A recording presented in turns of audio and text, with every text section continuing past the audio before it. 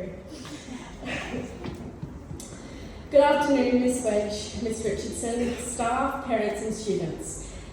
This is the story of my Year 12 year. Well, to tell the whole thing would take an extremely painful 10 hours, but I'll provide you with a bit of a synopsis of what I've learned. This year has been one big 10-month-long lesson. Illnesses, surgeries, heartbreaks, car accidents, the typical Year 12 stuff. Name it and it happened to me. And I think this goes for a lot of Year 12s. If we wrote down our year like a script and sent it to the people at home and away, Australia would be very entertained next year.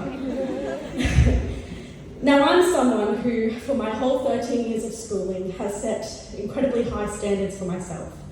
You might be wondering what standards one could possibly have of themselves in prep. Well, let me tell you, my colouring ins have to be inside the lines, and I was charging through my reading eggs like no tomorrow. And all that extra hard work and going the extra mile worked in my favour. But I was challenged this year because it was super hard to maintain that standard among all the disruptions and the stress that is Year 12. I sometimes got disappointed, frustrated, but now that I'm close to the finish line, I can ultimately say that I'm quite proud of myself and my cohort for what we've achieved this year. Now girls, I'm telling you this because I know I'm not the only one in this room who places high self-expectations. As young women, we always think that we must be the best to be important or to make a difference. It wasn't until I was choosing my university preferences that I realised how damaging that mindset can sometimes be. I was second-guessing choosing a career in film because, here's a secret, as much as I love film, I'm not the best at using cameras. But I had to say to myself, well, that's why I'm going to go to university, to become good at using cameras. You can't just throw away your time and your dedication because there's some people that might be achieving better than you. So next week, if you're sitting at the Celebration of Excellence, or if you've done so in the past and you haven't received an award, that doesn't mean you aren't doing great things. You don't have to be at the top to be making a real, genuine contribution to your field and to the world. Now, I'm not saying don't aim high, please don't worry, parents. Please believe in yourself, but having self-belief is having the confidence in your own abilities that even when there's people who might be achieving slightly more, that's not a discredit to your own work. You don't have to be the best, you just have to do your best.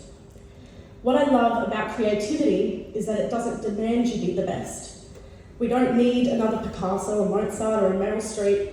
Arts demands individuality, vulnerability, and the abandonment of self-doubt, and the abandonment for your care for the judgment of others. All those singers and actors we all love were once the theatre and music kids of their school. Behind every song, movie, poem and artwork was a creative person who allowed themselves to be vulnerable and who didn't care what others thought of them and just did their best. I challenge you to think about this. On dress-up days, like Book Week, who's having more fun? The ones dressed up in a flamboyant costume, or the ones who are too embarrassed and come to school in their uniform? Who's having more fun? The ones sweating off their makeup on the dance floor at formal, or the ones who are too embarrassed to dance and then are forced to make terrible small talk with a St. Pat's boy they don't know? It's the ones who get involved who have the most fun, and it's the ones who do their best. So that's what I've learnt this year, and I couldn't have learnt this all and made it through without the unwavering support of many individuals. First of all, to the Arts Committee. It was great to have a team of amazing people that I could rely on, to delegate responsibilities to stay up to date and organised with events like the Lip Sync Battle, the Opshop Fashion Show and the Under 8s Day. Tech Crew, I would also like to thank you because you are legends. And Miss Robertson, you are a boss lady and I don't know how you manage your amazingly busy life, but thank you so much for your support this year. To my home group, P8, Miss Marson, and especially my two little sisters, Feza and Blythe. So, you made each morning new and joyful, and you made me so proud, especially during Culture Club, knowing full well we were ripped off when it came to the final scores. No offense, mate. I'd also like to thank Miss Chin for advocating for me and saving my life through this crazy year. And to the SLT, you are all rock stars. Only we know just how much goes on behind the scenes, and you have all made me feel so supported this year. I extend these thanks also to Miss Wedge, and a shout out to our Year 10 RE class, to Miss Richardson, Miss King, Mr Maguire, Mr Walsh, and the heads of house for embracing our ideas and doing all in your power to make them come to life. Okay, now it's the personal ones, okay.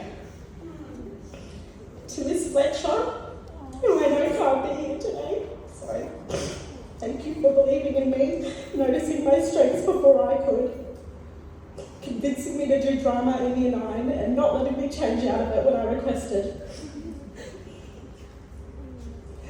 She is my hero because the performing arts is one of my biggest life passions now, and that's all her doing. I owe endless gratitude to Miss Gillies for welcoming me with open arms into Year 11 music, guiding me through my hardest days and always having my back and encouraging me with such kindness.